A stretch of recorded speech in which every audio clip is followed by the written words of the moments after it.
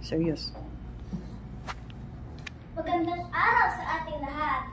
Ako, si Rian Carlos, representante sa ikatlong baitang sa Bayani Look Alive.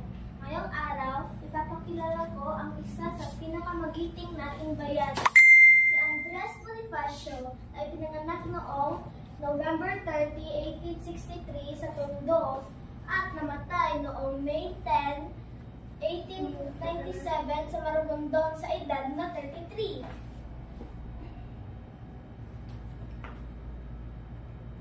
Aling pag-ibig ang higit kaya sa pagkadalisay at pagkadakila, gaya ng pag-ibig sa sariling lupa. Aling pag-ibig pa, wala na.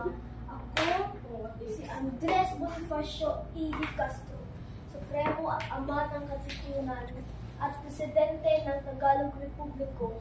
Isa ako sa mga bayani ng Pilipinas. Binuo ko ang kataas-taasan, ang galang-galangang katipunan ng mga anak ng bayan upang ipaglaban ang ating bansa sa pamamagitan ng mga dayuhan.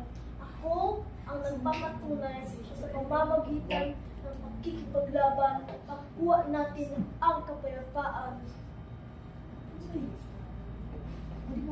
Mabuhay ang Pilipinas! Mabuhay! Mabuhay!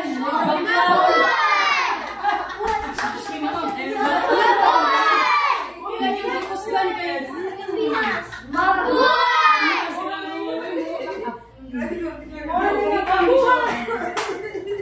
Mga baktak.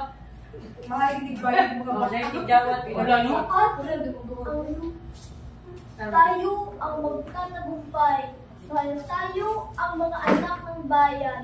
Sa atin ang lupang ito.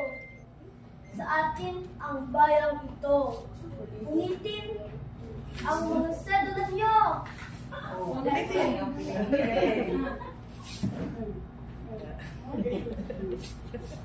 ano ba yung taxi?